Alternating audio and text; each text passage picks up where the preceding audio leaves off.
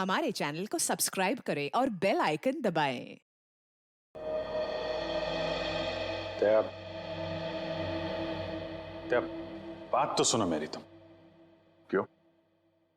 अभी कुछ बचा है कहने के लिए? मैं जानता हूं तुम मुझसे नाराज हो क्योंकि मैंने तुमसे झूठ बोला है।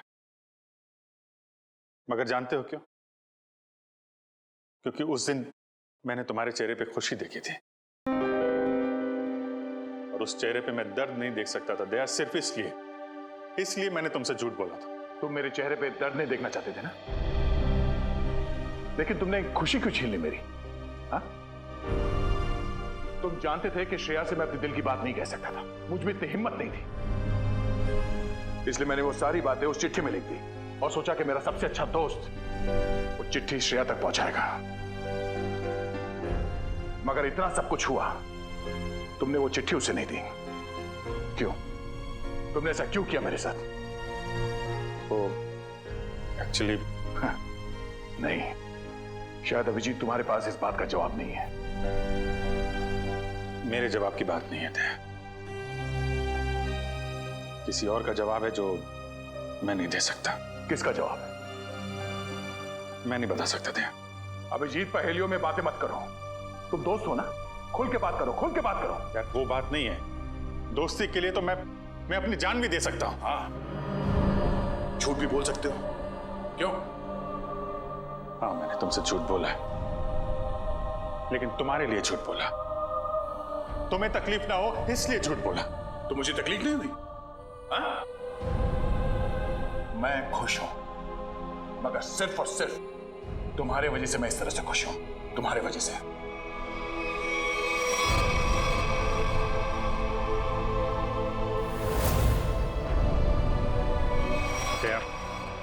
क्या एक मिनट यार, प्लीज, ये श्रेया का गुस्सा मुझ पे मत उतारो यार। मैं गुस्सा श्रेया पे नहीं, मुझे गुस्सा तुम पे आ रहा है। क्यों? कसूर क्या है मेरा? यही कि मैं तुम्हें खुश देखना चाहता हूं। अरे यार, सिद्धार्थ वाली बात तुमसे किसने बताई? श्रेया के घर कौन लेके गया था तुम्हें?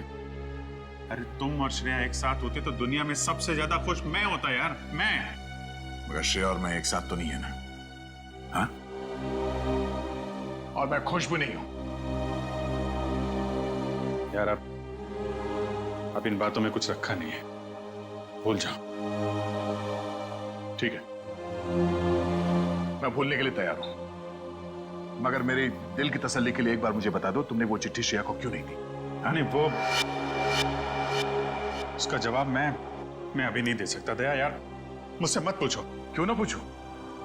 इस एक सवाल का सीधा असर मेरी आने वाली जिंदगी भी पड़ता है और हमारी दोस्ती पे भी। ओ, मतलब अगर इस सवाल का जवाब मैंने नहीं दिया तो हमारी दोस्ती खत्म? मैंने ऐसा नहीं कहा।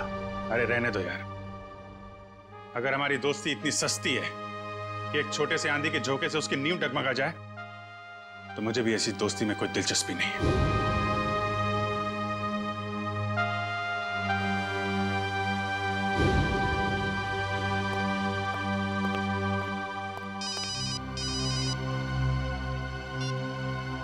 Hello,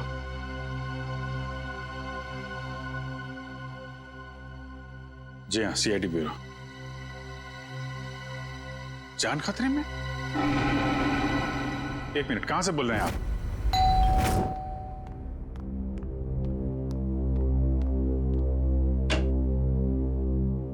CID? जी हाँ। क्या हुआ आपकी पत्नी के साथ? सर आप बैठिए, मैं सब बताता हूँ। तुम तो कह रहे थे कि तुम्हारी पत्नी मुसीबत में। ये गलत कह रहे हैं। मैं बिल्कुल ठीक ठाक हूँ सर। तुम्हारी हिम्मत कैसे हुई मेरी पत्नी के कपड़े पहनने की? पता नहीं सर इनको क्या हो गया है, बिल्कुल बहकी बहकी सी बातें कर रहे हैं। मिस्टर राहुल, क्या मजाक है ये? अगर आपकी पत्नी ठीक ठाक है तो सीआईडी का वक्त बर्बाद करने से क्या फायदा? सर मैं सीआईडी का वक्त बर्बाद नहीं कर रहा हूँ सर। नम्रता सच में बहुत बड़ी मुसीबत में है। दरअसल कुछ घंटे पहले लगता आ गई।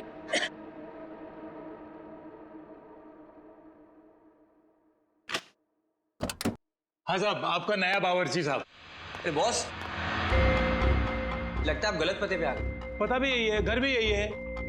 नम्रता मैम साहब ने मुझे काम पे रखा है खाना बनाने के लिए साहब। कमाल है, नम्रता ने मुझे बताया नहीं कि वो एक नया बावर्ची रख रही है। बोलो साहब, खाने में क्या क्या बनाऊं साहब? अरे वो नम्रता आ जाएगी थोड़ी देर में, वो ही बता देगी खाने में क्या बनाना है। तब तक एक काम करो, तुम मेरे लिए एक कप चाय बना दो। ठीक है साहब। रसोई कहाँ है साहब? उस तरफ। उस तरफ।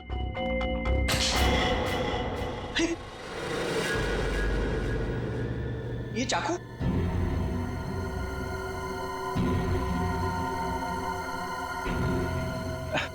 घबराइए मत साहब, इससे मैं फल काटता हूँ, भाजी काटता हूँ साहब, और मांस भी काटता हूँ साहब।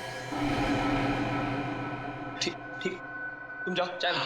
हाँ जाता हूँ साहब, चाय बनाता हूँ साहब। कैसे आदमी को काम पे रख दिया नम्रता ने।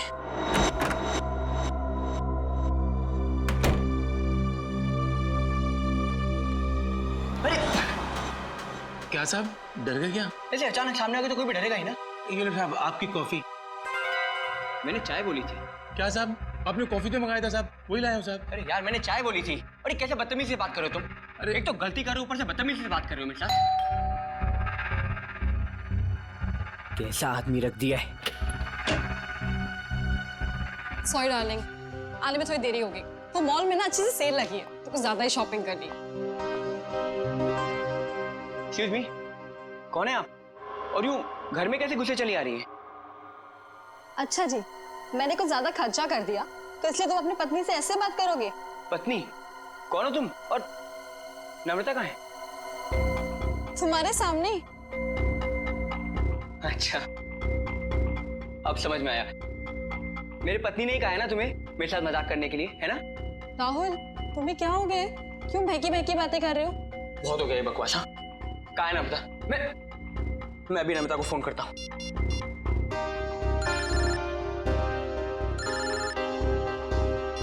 हेलो, कैसे हो? अब यकीन हो गया? बहुत हो गया ये बकवास, बहुत हो गया मजाक। कहाँ है नम्रता? बताओ मुझे, नम्रता कहाँ है? कहाँ है नम्रता? क्या किया नम्रता के साथ? राहुल, तुम ठीक तो हो? बुखार बुखार तो नहीं है? छुओ मत मुझे, हाथ मत लगाना मुझे। ये तुम्हें नम्रता ने काम पे रखा था ना? हाँ साहब। कब रखा था? कल। यहाँ और बताओ, क्या यही नम्रता है? हाँ साहब, यही तो है नम्रता मैम साहब। देखो यार, वो कुछ छोटी मोटी चाय कॉफी के बहस करे थे, तुम झूठ मत बोलो। कौन है ये? नहीं साहब, मैं सच बोल रहा हूँ, यही है नम्रता मैम साहब। सुनो बलराम, तुम ना खाने में मिर्ची थोड़ी कम डालना, साहब को तीखा पसंद नहीं है। ठीक है मैम साहब। क्या हो रहा है यार? ये कुछ तो करना पड़ेगा। क्या करूं? शेडी को फोन करता हूँ। सर, तो बहुत अच्छा होगा कि फ्रेडी सर साथ में नहीं है, वरना असली और नकली पत्नी के चक्कर में वो खुद चक्कर खा जाते। ये लीजिए साहब, आप सब लोग के लिए पानी। देखिए सर, देखिए कैसे ये दोनों भैरूपी मेरे घर में घुस आए हैं। न जाने इन्होंने मेरी पत्नी नम्रता के साथ क्या किया होगा। राहुल, मैं ही तुम्हारी नम्रता हूँ। सर आप बेकार की कहानियों पे अपना वक्त बर्बाद कर रहे हैं। मैं कल ही इनको एक अच्छे से डॉक्टर के पास लेके जाऊंगी। माफ कीजिएगा सर, जो परेशानी आपको हमारी वजह से हुई। कोई बात नहीं, अब हम लोग यहाँ आ गए हैं तो सारा मामला समझ के ही जाएंगे। मिस्टर राहुल, आपके पास क्या सबूत है कि ये आपकी पत्नी नम्रता नहीं है? सबूत? हाँ है ना सर, मेरी पत्नी की तस्वीरें मेरे फोन में। क्या वो मिस्टर राहुल? हाँ? ये कैसे हो सकता है? इसमें मेरे और मेरी पत्नी की लगभग 100 तस्वीरें थी, अब एक भी नहीं है। याद आया सर, जब मैं नहाने गया था ना तो मैंने ये फोन इस टेबल पर रखा था। जरूर इसी ने वो फोटो डिलीट की है सर, इसने। मैं कह रहा हूँ। क्या बात कर रहे हैं साहब? मैं इतना महंगा फोन कभी इस्तेमाल ही नहीं किया साहब। फोटो कैसे निकालेगा साहब? सर ये झूठ बोल रहा है सर, इसी ने फोटो डिलीट की है। एक मिनट, अगर मोबाइल में फोटो नहीं है तो फिर शादी की तस्वीरें तो होगी ना आपके शादी के एल्बम में? है ना सर, पूरा एल्बम है, मैं अभी लेकर आता हूँ।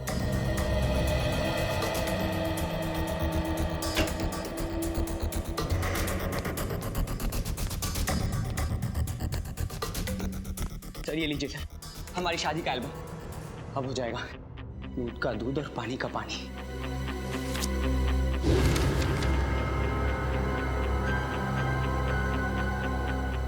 आपका कहना है कि ये आपकी बीवी नम्रता नहीं है? नहीं सर, ये मेरी पत्नी नहीं है। मेरे ख्याल से आप भी ये एल्बम देख लें तो अच्छा रहेगा।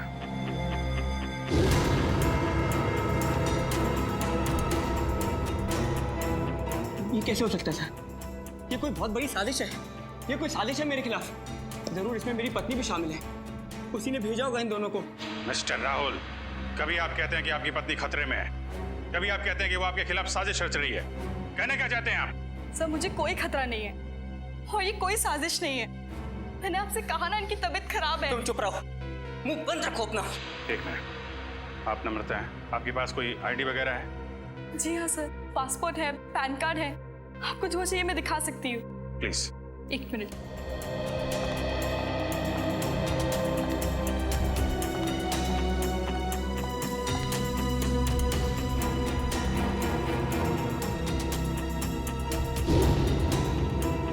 नम्रता, आईडी के हिसाब से तो यही नम्रता है। सर ये भी तो हो सकता है कि इस लड़की का नाम भी नम्रता हो और इसी बात का फायदा उठाकर ये मेरी पत्नी की जगह लेना चाहती हो। सर नाम एक हो सकता है लेकिन जन्मदिन 19 अगस्त 1986। जन्मदिन का भी एक होना ये बहुत ही बड़ा सहयोग है। क्यों राहुल? अच्छा ये बताइए कि आपकी पत्नी का जन्मदिन भी क्या इसी दिन आता है? हाँ सर, तारीख तो वही है पर ये सहयोग भी तो हो सकता है ना सर। ये संयोग है, वो संयोग है। मिस्टर राहुल, हम आपकी बात पे यकीन करें तो करें कैसे और क्यों? सर मैं सच कह रहा हूँ सर, ये झूठ बोल रही है। तुम नम्रता हो ना, तो ये बताओ कि हमारी शादी की सालगिरह कब है? बताओ ना, हमारी शादी की सालगिरह कब है? देखा सर, ये नहीं जानती है, ये झूठ बोल रही है। बताओ ना, हमारी शादी की सालगिरह कब है?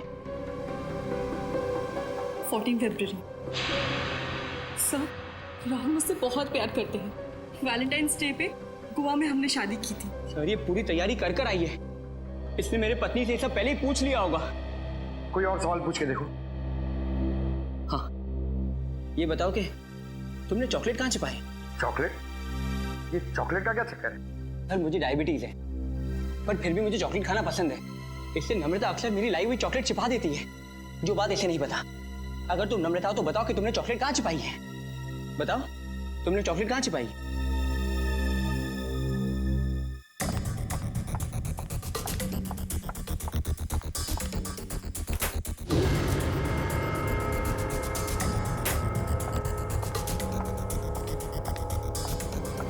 ये रही चॉकलेट। मैं तुम्हें खाने नहीं दूंगी, डायबिटीज है तुम्हें। मुझे डायबिटीज नहीं है, मुझे दे दीजिए। अब क्या कहना आपको मिस्टर राहुल? सर ये लोग पूरी तैयारी कर कर आए हैं। ठीक है, एक पल के लिए हम आपकी बात मान लेते हैं, लेकिन ये आपकी पत्नी है या नहीं, इसका जवाब तो इस घर में ही मिलेगा। तलाशी लो घर की।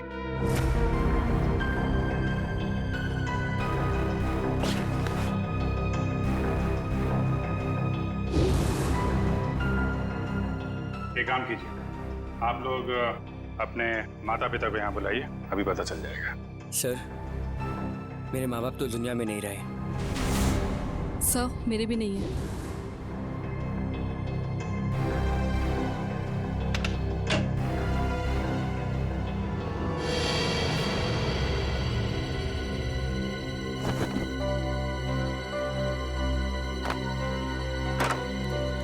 अगर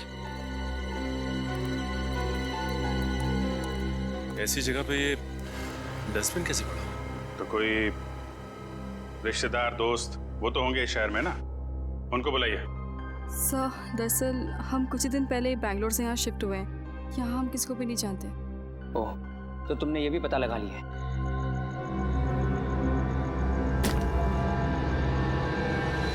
सर!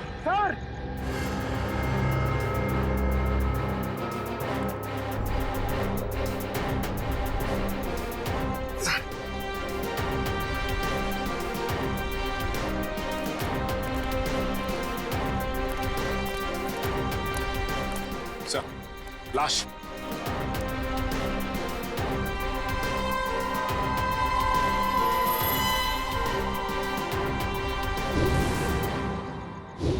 सर ये लाश मेरे घर में ये कौन सा खेल खेल रहे हो तुम राहुल? पहले पति पत्नी का झगड़ा सुलझाने के लिए यहाँ बुलाया, फिर तुम्हारे घर से एक लाश निकली है। किसकी लाश है ये? सर मुझे कुछ नहीं पता सर मैं इसे जानता भी नहीं। सर मैं भी इसे नहीं जानती। तुम जानते हो? नहीं साहब, मैं नहीं जानता उसको। ये देखिए सर, यहाँ इसके सीने पे गोली मारी है और इसके गले पे खरोच का निशान भी है। घाव तो बिल्कुल ताजे हैं, लगता है कुछ घंटों पहले इसे मारा गया है। कोई आईडी वगैरह मिली? एक मिनट।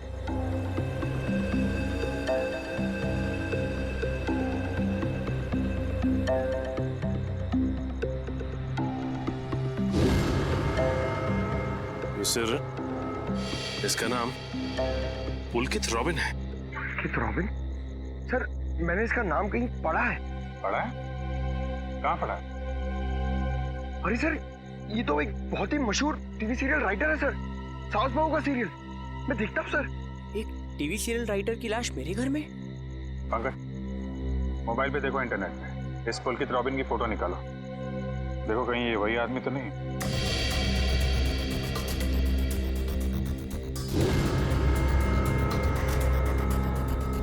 ये तो वही है सर, ये मर गया। अरे वो शो का क्या होगा? मैं तो हर एपिसोड देखता था, अभी अभी एक नया अच्छा ट्रैक चालू हुआ था। सर मैं तो ये सब में फंस नहीं जाऊंगा ना सर? मिस्टर राहुल, तुम्हारे घर से एक लाश मिली है, लाश। जब तक खूनी पकड़ा नहीं जाता आप सब लोग हिरासत में रहेंगे। सचिन, घर सीज कर दो और इस पुलकित रॉबिन का एड्रेस निकालो। अब राधिका समीर से कहेगी दूर हो जाओ मेरी नजरों से, मैं तुम्हारी शक्ल भी नहीं देखना चाहती। समीर राधिका की नजरों से दूर हो ना हो, लेकिन हम सीआईडी वाले आपकी नजरों से दूर नहीं होने वाले। सीआईडी? और मेरे घर में? जी, वैसे आप राइटर्स लोगों का काम बहुत मुश्किल होता है ना, इतना पेचीदा ताना बाना मुनना पड़ता है, कभी कहानी का, कभी किरदारों का और कई बार खून का। दरअसल मैं समझी नहीं, आप लोग यहाँ क्यों आए हैं? दरअसल हम आपसे खून के बारे में पूछताछ करने आए, मगर अगर आप चाहें तो अगले हफ्ते देविका के साथ शो में क्या होने वाला है ये हमें बता सकती हैं, क्योंकि पुलकित जी तो रहे नहीं। क्या पुलकित सर का खून हो गया? कब और कैसे? ये तो अब आप ही बता सकती हैं। मैं? मुझे कुछ नहीं पता। इतनी भोली बनने की जरूरत नहीं है आपको। हम पुलकित के घर से आ रहे। पुलकित की पत्नी ने बताया कि आप पुलकित की असिस्टेंट हैं। और कल शाम वो आपसे मिलने के लिए ही घर से निकले थे, मगर वापस पहुंचे ही नहीं। ये बात सच है, मैं और पुलकित सर कॉफी शॉप में मिलने वाले थे, लेकिन वो वहाँ पहुंचे ही नहीं। कौन सी coffee shop? IG coffee shop. वही जो बैरिक्स रोड पे? हाँ जी वही। मगर पुलकित की लाश हमें मिली सृष्टि नगर में, और ये बैरिक्स रोड सृष्टि नगर से बहुत दूर है। तो इसका मतलब ये है कि तुमने पुलकित को कॉफी शॉप पर बुलाया, उसके बाद उसे बहला फुसलाकर तुम सृष्टि नगर ले गई और वहां तुमने उसका खून कर दिया। नहीं, ये बात गलत है, मैं ऐसा क्यों करूंगी? क्योंकि तुम पुलकित से जलती थी और तुम पुलकित की जगह लेना चाहती थी, इसलिए तुमने पुलकित का खून कर दिया। ये सब झूठ है। मैं 8 बजे से लेकर 11 बजे तक उनका इंतजार करती रही, पर वो वहां पर पहुंचे ही नहीं। मैं घर वापस आ गई क्योंकि उनका फोन भी नहीं लग रहा था। आपकी बात में कितनी सच्चाई और कितना झूठ ये बहुत जल्द पता लग जाएगा। आप हमारे साथ चलिए। मगर कहाँ? ये सब क्या है? आप लोग हमें यहाँ क्यों लाए हैं? कोई कुछ बता क्यों नहीं रहा है हमें? एक मिनट, शांत हो जाए मैडम, सब कुछ पता चल जाएगा। मैं पुलकित की पत्नी हूँ और आप मुझ पर भी शक कर रहे हैं। हम किसी पर शक नहीं कर रहे, हम अपनी ड्यूटी कर रहे हैं। ये आप प्लीज अपना हाथ आगे बढ़ाइए, हम लोगों को आपके खून के सैंपल्स लेने हैं। खून का सैंपल? मगर क्यों? क्योंकि पुलकित की गर्दन पर हमें कुछ खरोंच के निशान मिले और उस खरोंच में नेल पॉलिश के ट्रेसेस हैं। इसका मतलब साफ है, पुलकित के खून में किसी लड़की का हाथ है। लाइए हाथ आगे कीजिए। तो फिलहाल इस केस में लड़कियां सिर्फ आप तीनों ही। सर आप लोग खूनी को ढूंढने में इतनी मेहनत करें, प्लीज मेरे पत्नी को भी ढूंढिए ना। न जाने नम्रता किस हाल में होगी, कहाँ होगी। फिर वही बात राहुल, कब तक खेलोगे ये खेल? और मैं एक बार नहीं बार बार कह चुकी हूँ कि मैं ही तुम्हारी नम्रता हूँ। चुप हो जा तुम, कितना झूठ बोलोगी? क्या चाहिए तुम्हें? पैसे चाहिए ना? कितने पैसे चाहिए तुम्हें मेरे घर और मेरी जिंदगी से जाने के लिए? क्या? मैं और पैसे? कैसी बात कर रहे हो तुम राहुल? मिस्टर राहुल, आपके पास आपकी पत्नी का फोटो नहीं है, चेहरा तो याद है, कम से कम उनका स्केच तो बनवा सकते हैं। जी सर, जरूर। ये बाल आगे से, हाँ यहाँ से थोड़े और लंबे। सर, हमारे क्रिमिनल डेटाबेस में इस बावर्ची का कोई रिकॉर्ड नहीं है। देखा साहब, मैं बोल रहा था ना साहब, मैं एकदम निर्दोष है साहब, मुझे जाने दो ना साहब। ठीक है, तुम जा सकते हो, मगर याद रख तुम शहर से बाहर नहीं जाओगे और जब भी बुलाया जाए ब्यूरो आ जाना। ठीक है। पता नहीं किसका स्केच बनवा रहे हैं ये, मैं तो यहाँ बैठी हूँ। Sir. Okay, thank you Paresh. तो राहुल, स्केच ठीक बना? हाँ सर, बिल्कुल यही है मेरी पत्नी नम्रता। और मैं कौन हूँ? इसकी सौतन? पता नहीं सर किस लड़की का चेहरा है ये, किसका चेहरा बनवाया इन्होंने, मुझे तो समझ में नहीं आ रहा। किसकी नजर लगी है हमारी हंसती खेलती जिंदगी को। सर इसके आंसू पे मत जाइए, ये मगरमच्छ के आंसू है। ये इन्हें हथियार बना के मेरे खिलाफ इस्तेमाल करना चाहती है, मुझे फंसाना चाहती है सर। राहुल, अगर तुम्हें मेरे साथ नहीं रहना तो साफ साफ कह दो ना, मैं तुम्हें डिवोर्स दे दूंगी। पर ये सब ड्रामा करने की क्या जरूरत है? सर ये पुलकित के कॉल रिकॉर्ड्स हैं। उसने जेनिफर के साथ में शाम को 5 बजे बात की थी और ठीक 1 घंटे बाद उसे लैंडलाइन नंबर से फोन आया था सर। अच्छा, ये लैंडलाइन नंबर है किसका, कुछ पता किया? हाँ sir, Bhavesh imports and exports नाम है कंपनी का। क्या कहा आपने? Bhavesh imports and exports? हाँ, क्यों? आप इस कंपनी के बारे में जानती हैं? हाँ सर, मैं जानती हूँ। राहुल इसी कंपनी में तो काम करते हैं। आप लोग मेरी तरफ इस तरह क्यों देख रहे हैं? मैंने उसे फोन नहीं किया है सर, मैं तो उस पुलकित को जानता तक नहीं हूँ। बुधवार शाम 6 बजे तुम अपने ऑफिस में थे या नहीं? 6 बजे ठीक तरह याद तो नहीं आ रहा, पर शायद तब तक मैं ऑफिस से निकल गया था सर। देखो राहुल, शायद से तो काम नहीं चलेगा। सर अगर आप लोगों को मेरे पे विश्वास नहीं है तो आप लोग मेरे ऑफिस चल के पूछताछ कर सकते हैं। ठीक है, तो चलकर पूछताछ कर लेते हैं तुम्हारे ऑफिस में, और ये भी पता कर लेते हैं कि जो स्केच तुमने बनाया है ऐसी कोई लड़की है भी या नहीं। एक बार शर्मा जी बस पहुंचा दीजिए, मैंने चेक कर लिया। उन्हें बोलिए डेंटिंग का प्रोसेस चालू था। अरे राहुल, तुम यहाँ पर इस वक्त और आज ऑफिस नहीं है? और ये लोग कौन है? सर ये लोग सीआईडी से हैं।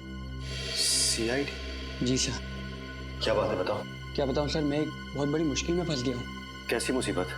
लाश मिली इनके घर के बैकयार्ड से। व्हाट? ये मैं क्या सुन रहा हूँ? कहीं तुम्हारा इसमें कोई हाथ तो नहीं है? नहीं सर, मेरा इसमें कोई हाथ नहीं है। मैं तो उस पुलकित रॉबिन नाम के आदमी को जानता तक नहीं जिसकी लाश मेरे घर से मिली है। मिस्टर भावेश, आप अपने जरा सारे स्टाफ को बुलाएंगे। सुमित,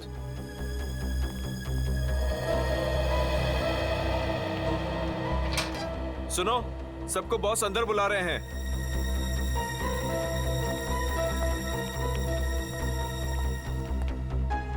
इस फोटो को देखिए, ये आदमी पुलकित है जिसकी लाश हमें राहुल के घर से मिली। कोई पहचानता है इसे? जरा ध्यान से देखिए, टीवी सीरियल लिखते थे। आप इसे पहचानते हैं या इनसे जुड़े किसी आदमी को जिनका इनके साथ संबंध हो? ऐसा तो हो नहीं सकता कि आप में से कोई भी इन्हें नहीं जानता, क्योंकि आपके ऑफिस के लैंडलाइन से फोन किया गया था इन्हें शाम को 6 बजे बुधवार। व्हाट? तो शायद राहुल ने किया होगा। मैं क्यों फोन करूंगा सर, मैं तो उसे जानता भी नहीं। और ऐसा भी तो हो सकता है कि इसी ऑफिस से किसी और ने फोन किया हो। और तो और सर, मैं तो जिस घर में रहता हूँ घर भी मुझे ऑफिस की तरफ से मिला है। Interesting, very interesting. आप में से किसी को याद है कि बुधवार को राहुल कितने बजे तक ऑफिस में था? हाँ सर, 5:30 बजे तक। 5:30 बजे, और पुलकित को फोन किया गया 6 बजे। हरीश जी, बहुत बहुत शुक्रिया हमारी दुविधा दूर करने के लिए। Thank you. हरीश, क्या तुम मेरा एक काम और करोगे? हाँ बोलो। तुम्हें याद है तुम वो इम्पोर्टेंट पेपर्स लेकर मेरे घर आए थे? हाँ याद है। तब तुम मेरे पत्नी नम्रता को मिले थे ना? हाँ राहुल, लेकिन उस बात का इस खून से क्या लेना देना है? लेना देना है, क्योंकि एक अनजान औरत मेरे घर में घुस आई है और मेरे पत्नी होने का नाटक कर रही है। क्या तुम प्लीज उसे चल के मेरे लिए पहचान सकते हो? हाँ श्योर। कहाँ है वो औरत? नीचे हमारी गाड़ी में बैठी हुई, आइए हमारे साथ। देखना सर, अब इस औरत का भांडा फूट जाएगा। धीरज रखिए, अभी पता चल जाएगा। अरे हरीश जी, कैसे हैं आप? हेलो नम्रता, मैं ठीक हूँ, तुम कैसी हो? क्या बताओ, पता नहीं राहुल को क्या हो गया है। हरीश, ये तुम क्या कह रहे हो यार? ये मेरी पत्नी नम्रता नहीं है। व्हाट? ये कैसी बात कर रहे हो राहुल? यही तो नम्रता है, तुम्हारी पत्नी, जिससे तुमने मुझे मिलवाया था। अब क्या कहना है मिस्टर राहुल आपका? है कोई जवाब आपके पास? हरीश, लगता है तुम्हारे आंखों का नंबर बढ़ गया है। जाके अपनी आंखें टेस्ट करवाओ। तुम एक ही बार मिले इसलिए शायद इसे पहचान नहीं पा रहे हो। हाँ मिस्टर राहुल, मेरे चश्मे का नंबर जरूर बढ़ गया है, लेकिन मेरी याददाश्त कमजोर नहीं हुई है। यही नम्रता है। यकीन नहीं होता ये सब में तुम भी शामिल हो। सर, मैं कह रहा हूँ पुलकित के खून में ना इसी का हाथ है। अरे ये कैसी बात कर रहे हो राहुल? तुम्हारा दिमाग खराब हो गया है? सर, ये झूठ बोल रहा है। मैं ठीक कह रहा हूँ सर। राहुल, ठीक और गलत का फैसला हम लोग करेंगे, आप नहीं। सर मैं आपको कुछ बताना चाहती हूँ। सर, कुछ साल पहले राहुल को एक मानसिक बीमारी थी और शायद उन्हें वो बीमारी वापस हो गई है। क्या? इतनी बड़ी बात तुमने हमसे छुपाई क्यों? ये भी पता कर आई हो तुम? सर, ये सच है कि मुझे बीमारी थी, पर अब मैं बिल्कुल ठीक हूँ। अब चाहे तो बैंगलोर में मेरे साइकियाट्रिस्ट से बात कर सकते हैं। हाँ सर, मैं भी वही कह रही हूँ। ये बिल्कुल ठीक हो गए थे, पर शायद इन्हें दोबारा दौड़ना पड़ रहा है। ये मुझे पहचानने से इनकार कर रहे हैं। सर, शायद इन्होंने ही पुलकित को मारा होगा। चुप हो जाओ तुम। एक तो मेरी बीवी को गायब कर दिया, ऊपर से मेरे पे झूठा इल्जाम लगा रही है। मैं ऐसे जान से मार दूंगा। पीछे हो। क्या बिगाड़ा है मैंने राहुल तुम्हारा? सर प्लीज, राहुल को अपनी कस्टडी में ले लीजिए सर। देखिए ना, अपनी पत्नी को दिन दहाड़े जान से मारने की धमकी दे रहा है ये। पुलकित का खून राहुल ने किया है या किसी और ने, इसका पता तो हम लगा ही लेंगे। मगर ऐसा तो हो नहीं सकता कि पुलकित को मरते हुए किसी ने देखा या सुना ना हो। उस मोहल्ले के लोगों से पूछताछ करनी होगी। सर, आसपास के सभी घरों में हमने पूछताछ कर ली है, बस ये एक आखिरी घर बाकी है। चलो यहाँ भी पूछ के देखते हैं। संभल के।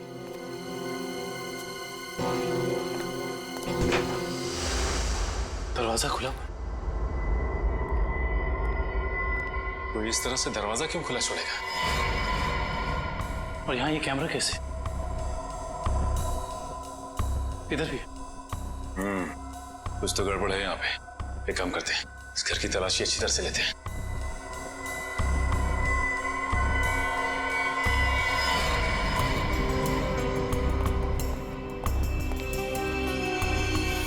सर जल्दी आइए। ये देखिए, एक और कैमरा, 2 कंप्यूटर स्क्रीन, स्पीकर्स और हेडफोन्स। 2 कंप्यूटर स्क्रीन एक साथ बाहर, और यहाँ कैमरास भी लगे। कहीं यहाँ वीडियो एडिटिंग तो नहीं चल रही? इसे ऑन करो।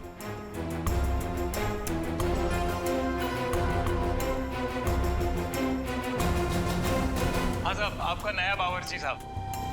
लगता है आप गलत पते पे आ गए। नम्रता मैम ने मुझे काम पे रखा है खाना बनाने के लिए। चाय बनाता हूँ साहब। अरे जाओ ना। अभी क्या है? सॉरी डार्लिंग, आने में देर हो गई। वो मॉल में ना सेल लगी थी तो कुछ ज्यादा ही शॉपिंग करनी। माय गॉड, एक कैमरा लगा के राहुल के घर पे नजर रखे हुए। क्या हुआ आपकी पत्नी के साथ? सर आप बैठिए, मैं सब बताता हूँ। सिर्फ राहुल की नहीं, सीआईडी की भी। मैं तो बिल्कुल ठीक ठाक हूँ। सर, एक बात समझ में नहीं आ रही है, इतनी दूर से सीआईडी का वक्त बर्बाद करने से क्या फायदा है? मगर ये आवाज इतनी क्लियर कैसे आ रही है? मैं भी आया। सर,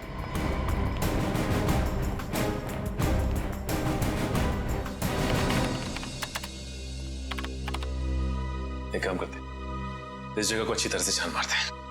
हो सकता है यहाँ कुछ मिल जाए। हाँ?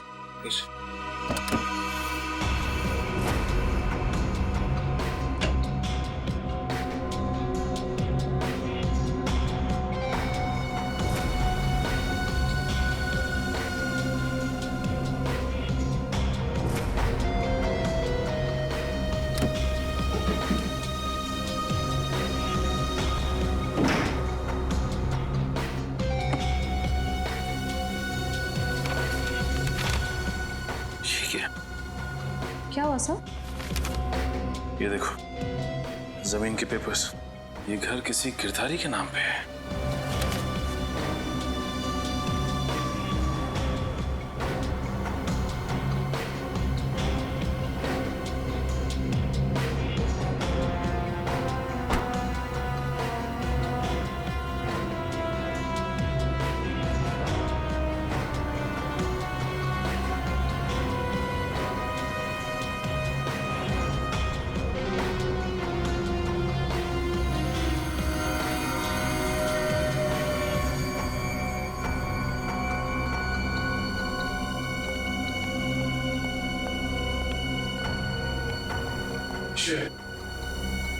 तुम्हारे सारे सवालों का जवाब ये माइक है जो मुझे राहुल के घर से मिला।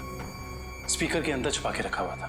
इसका मतलब गिरधारी जो राहुल के घर पे नजर रखे हुए था उसी ने माइक लगाया यहाँ पे। कौन गिरधारी? अरे दुष्यंत, ये घर के कुछ पेपर्स मिले जिसमें लिखा है कि गिरधारी इस घर का मालिक है। आप लोग सुंदर जी के मेहमान हैं? तुम कौन हो? जी मैं तो यहाँ पर किराए पर रहता हूँ, पर आप लोग कौन हैं? हम लोग सीआईडी से। सीआईडी? जी हाँ, सीआईडी। देख के लगता है कि तुम कहीं बाहर से आ रहे हो। ना सर, मैं तो अभी गोवा से आ रहा हूँ। पर आप लोग यहाँ पर सुंदर जी ने कहीं कुछ... एक मिनट, ये सुंदर कौन? सर जब मैं यहाँ से जा रहा था तो मैंने ये घर सुंदर नाम के एक अंकल को किराए पर दिया था। क्या बात, तुम खुद यहाँ पे किराए पे रहते हो और ये घर तुमने किसी को किराए पे दे दिया? सर मैंने सोचा कि गोवा जाने का खर्चा निकल आएगा सर, इसलिए। और गिरधारी जी जिनका ये घर है वो कहाँ? सर वो तो लंदन में रहते हैं सर, साल में सिर्फ एक बार ही इंडिया आ पाते हैं। ओह, उसी का फायदा उठा रहे हो तुम? ये कंप्यूटर कैमरास तुम्हारे? नहीं सर, ये सब मेरा नहीं है सर। झूठ बोल रहे हो तुम राहुल के घर पे नजर रखे हुए थे, जासूसी कर रहे थे उस पे। जासूसी? सर मैं राहुल के ऊपर जासूसी नहीं कर रहा था सर। देखो हमने रिकॉर्डिंग देख ली है, सच सच बताओ। मैडम मैं तो कॉलेज में पढ़ता हूँ, इतनी सारी महंगी चीजें मैं कहाँ से लाऊंगा? तो फिर ये सारी की सारी चीजें किसकी है? उस आदमी की जिसे तुमने किराए पे रखा हुआ, सुंदर? सर हो सकता है सर। नंबर दो सुंदर का। सर पिछले हफ्ते गोवा में मेरा मोबाइल चोरी हो गया था तो तुम्हारे सारे नंबर्स चले गए? जी। बहुत अच्छा बहाना है। अपना मोबाइल नंबर दो। सुंदर का नंबर हम तुम्हारे मोबाइल रिकॉर्ड से निकाल लेंगे। सर सालुंके सर की डीएनए रिपोर्ट आ गई है। पुलकित के खरोचों में जो नेल पॉलिश के अंश मिले थे वो ना ही नम्रता के थे, ना ही संजना के और ना ही जेनिफर के। मतलब इस केस में कोई और औरत भी शामिल है? सर हो सकता है वो स्केच वाली औरत हो जिससे राहुल अपनी बीवी कह रहा है। हो सकता है।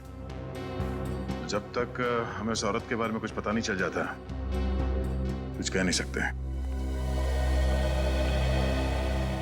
क्या हुआ, उस नेल पेंट के बारे में कुछ पता चला क्या?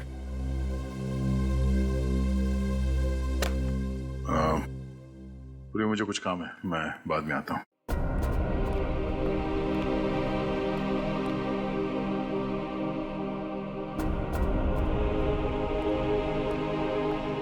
सर जतिन के फोन रिकॉर्ड्स चेक करिए। सुंदर का नंबर तो नहीं मिला, मगर किसी मनीष नाम के आदमी का नंबर मिला है। करता क्या है मनीष?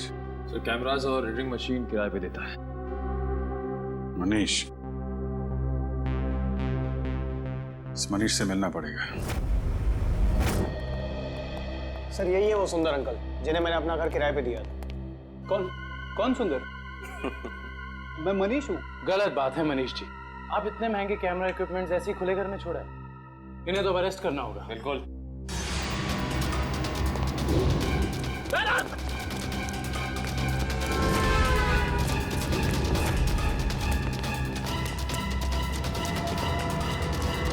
अरे रुको रुको रुको मनीष, कहाँ भाग के जा रहे हो? अभी तो तुम्हारा ऑडिशन भी बाकी है जो शुरू होता है अब। मेरा कोई इरादा नहीं था सर, मैंने तो वही किया जो मुझसे कहा गया था करने के लिए।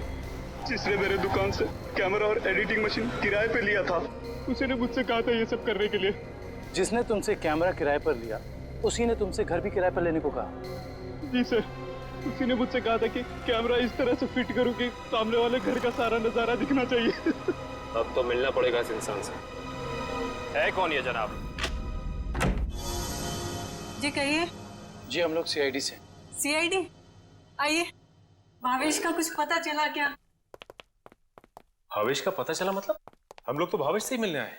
लेकिन वो तो कल से घर नहीं आए, उनका फोन भी नहीं लग रहा है। क्या कल से घर नहीं आए? आपने पुलिस में रिपोर्ट लिखवाई? मैंने रिपोर्ट लिखवाई थी लेकिन उन्हें भी कुछ पता नहीं चल पा रहा है। सर लगता है उन्हें पता चल गया होगा कि हम आने वाले हैं, इसलिए।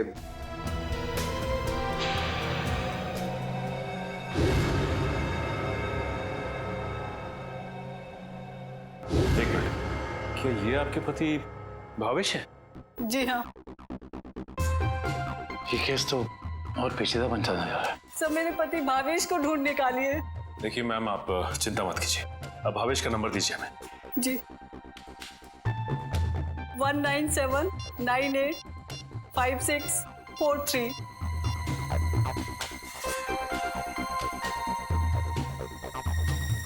भावेश का फोन तो ऑफ आ रहा है। पंकज, भावेश के फोन के IMEI नंबर से पता करो कि उसका मोबाइल इस वक्त कहाँ है।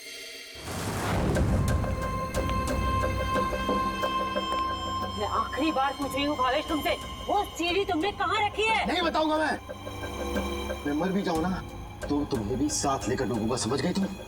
मैं डूबू या ना डूबू, पर तुमने अपनी जिंदगी जी ली है। याद कर लो अपने भगवान को।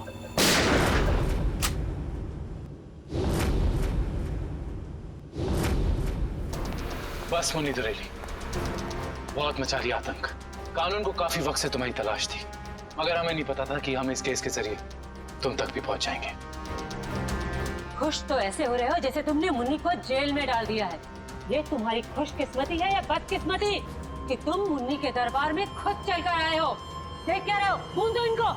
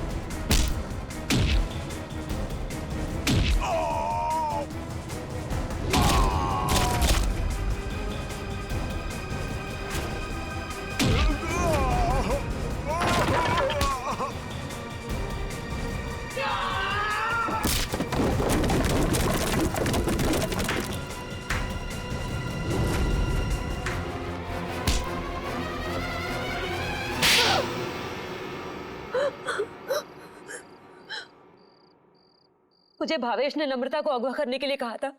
क्यों भावेश, क्या बिगाड़ा था नम्रता ने तुम्हारा? बहुत लंबी कहानी है। कोई बात नहीं मिस्टर भावेश, CID के पास मुजरिमों की दास्तान सुनने के लिए हमेशा वक्त रहता है। शुरू कीजिए अपनी कहानी। ये उस वक्त की बात है जब मैं शहर में नया नया आया था। टेलीविजन की दुनिया में लेखक के तौर पर नाम कमाना चाहता था।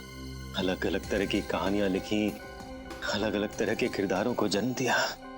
मेरी आंखों में सिर्फ एक ही सपना था कि किस तरह मेरी कहानी छोटे पर्दे पर साकार हो जाए। मगर तुम्हारा तो इंपोर्ट एक्सपोर्ट का बिजनेस था ना? क्योंकि मेरे साथ कुछ ऐसा हुआ जिसने मुझे मजबूर कर दिया अपने सपनों को कुचलने के लिए। जिसके साथ मैं किराए के घर में रहता था, जिसे मैं अपना दोस्त समझता था, उसने मुझे धोखा दिया। उसने मेरी कहानी चुराई और एक चैनल में बेच दी और रातों रात अमीर बन गया। हर तरफ उसी के चर्चे, उसी की बातें। मैं ये सदमा बर्दाश्त नहीं कर पाया और फिर मैंने अपने करियर को नई दिशा दी और भावेश इंपोर्ट एक्सपोर्ट का बिजनेस शुरू कर दिया। मगर इस सब का मेरी किडनैपिंग से क्या लेना देना है?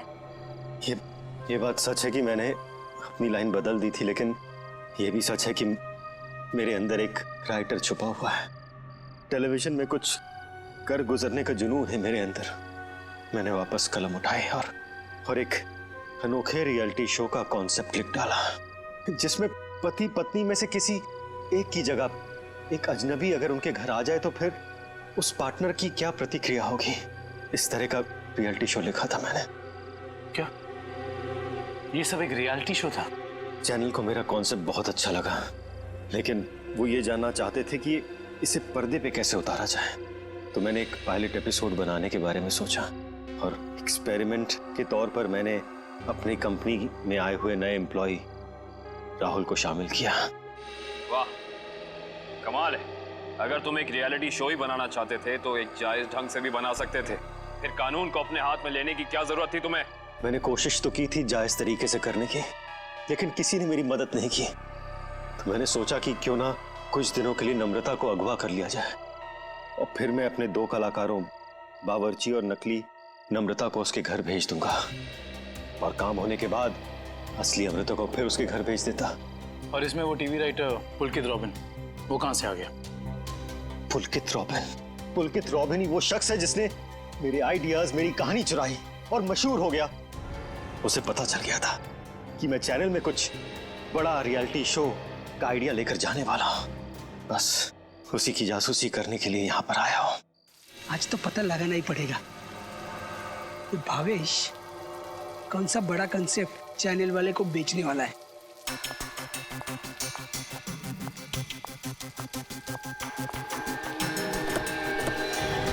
चल गाड़ी में बैठ। मानो तुम, मैं नहीं जाऊंगी। गाड़ी में बैठी गोली मारो। छोड़ो मुझे। ऐसा आवाज नहीं होगी। क्या कर रहे हैं तुम लोग? छोड़ो उसको। क्या कर रहे हैं तुम लोग? छोड़ो। बेवजह मारा गया। अब तू भी नहीं चाहती है? बैठ।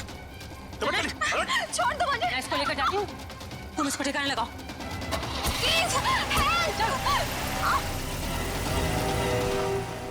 घर पहुंचकर जब मैं मेरे लगे हुए कैमरा की फुटेज देख रहा था, तब मैंने देखा कि इस मुन्नी ने पुलकित का खून कर दिया है और मेरे बने बनाए प्लान को चौपट कर दिया। मैं उसे मारना नहीं चाहती थी, वो खुद बीच में आ गया था। और जब आप लोग मेरे ऑफिस आए, तब आप लोगों को देखते ही मैं समझ गया कि अब सीआईडी से बचना नामुमकिन है। मैं बहुत घबरा गया था, और उसी घबराहट में मैं यहाँ मुन्नी से मिलने आ गया। मुन्नी, तुमने मुझे फंसा दिया। पता है सीआईडी मेरे ऑफिस तक चली आई। एक तो पुलकित को मारा, ऊपर से उसकी लाश मेरे घर में छुपा दी। बोला था ना सेठ, लड़का लोगों को नहीं पता था कि तुम्हारा घर राहुल की कंपनी में आता है। अरे मैंने तुम्हें सिर्फ किडनैप करने के लिए कहा था, वो भी कुछ दिनों के लिए, और तुमने पूरा रायता फैला दिया। याद रखना मुन्नी, अगर सीआईडी ने मुझे गिरफ्तार किया ना, तो मैं तुम्हारी सारी पोल खोल दूंगा। बता, कहाँ रखा है? बोल। नहीं बताऊंगा। नहीं। इसको भी बांध दे। मुन्नी ठीक नहीं कर रही हो। तो अब वो टेप कहाँ है जिसमें मुन्नी की रिकॉर्डिंग थी? मेरे मैनेजर हरीश के पास। सिर्फ वही एक शख्स था जिसे मेरे रियलिटी शो के आइडिया के बारे में पता था। और वो माइक, वो कब लगाया राहुल के स्पीकर में? वो स्पीकर राहुल का नहीं था, वो स्पीकर भी गिफ्ट के तौर पर मैंने राहुल के घर भिजवाया था। जब हरीश उसके घर फाइल लेकर गया तो उसी के साथ मैंने स्पीकर भिजवा दिया था। लेकिन आपने हमारे विश्वास के साथ खिलवाड़ किया है भावेश जी। मुझे माफ कर दीजिए। मैं तो बस ये सोच रहा था कि टेलीविजन में मुझे नाम कमाने का इससे अच्छा मौका नहीं मिलेगा, बस इसीलिए मैंने ये सब कुछ किया। मुन्नी को तो फांसी होएगी, तुम्हारा जुर्म भी कुछ कम नहीं है भावेश। बिल्कुल, क्योंकि मिस्टर भावेश आपने एक किडनैपिंग करवाई और उस दौरान एक आदमी का खून हुआ है। आपके भविष्य का फैसला तो अब अदालत करेगी। सर क्या हुआ है? आप लोग मुझे बता क्यों नहीं रहे? जरा रुको, अभी पता चल जाएगा।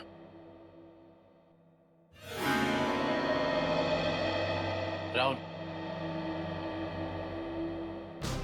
राहुल। नम्रता, तुम ठीक तो हो? तुम ठीक हो ना? हाँ, मैं ठीक हूँ। थैंक गॉड तुम आ गई। थैंक गॉड तुम वापस आ गई।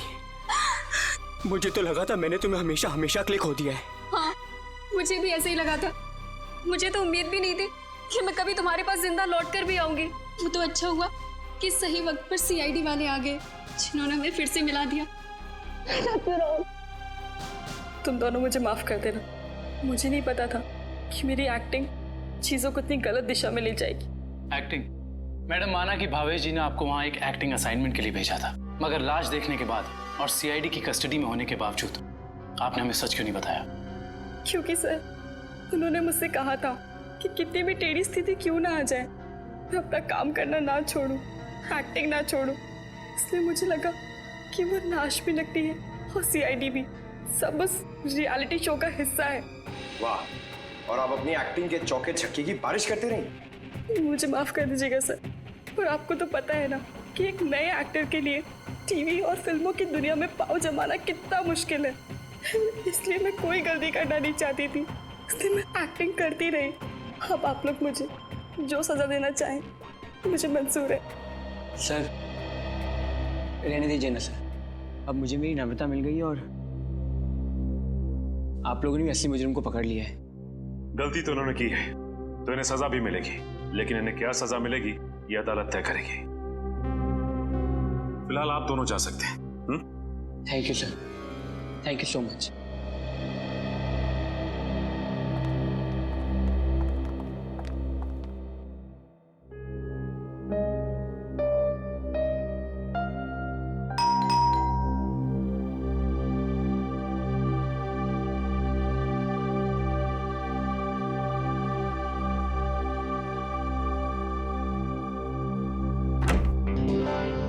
तारिका, आवा, अच्छा हुआ तुम आ गई। सब ठीक है ना अभिजीत? नहीं, इस वक्त बुलाया इसलिए पूछ रही थी। नहीं वो एक्चुअली मुझे तुमसे कुछ जरूरी बात करनी थी। कितने परेशान लग रहे हो, क्या बात है? एक्चुअली समझ नहीं पा रहा हूँ मैं तुमसे कैसे बताऊं। मैं समझ गई, दया के बारे में ना? मैं जानता हूँ ये सुनकर तुम्हें बहुत धक्का लगेगा, और इससे पहले मेरी हिम्मत जवाब दे जाए, मैं तारिका, जब एसीपी साहब यहाँ वापस आएंगे तो मैं उनसे कहने वाला हूँ वो मेरा ट्रांसफर कर दे। क्या ट्रांसफर? आई एम सॉरी तारिका, मैं और बर्दाश्त नहीं कर सकता। मेरे और दया के बीच में जो कुछ चल रहा है, मैं अभिजीत, लेकिन दया तो तुम्हारा दोस्त है ना? हाँ, लेकिन अब दोस्ती रही कहाँ? अरे ऐसे क्या, दोस्तों के बीच में तो ऐसा होता रहता है, ऐसी छोटी मोटी गलतफहमी, ऐसे झगड़े। इसका मतलब ये थोड़ी कि एक दोस्त ऐसे मुंह मोड़ के निकल जाए। तारिका, मैं जान दे सकता हूं मैं उसके लिए, वो बात नहीं है, लेकिन ये सब मैंने सपने में भी नहीं सोचा था कि हमारी दोस्ती इस मुकाम तक पहुंच जाएगी। मैंने फैसला कर लिया है, मैं यहां से चला जाऊंगा।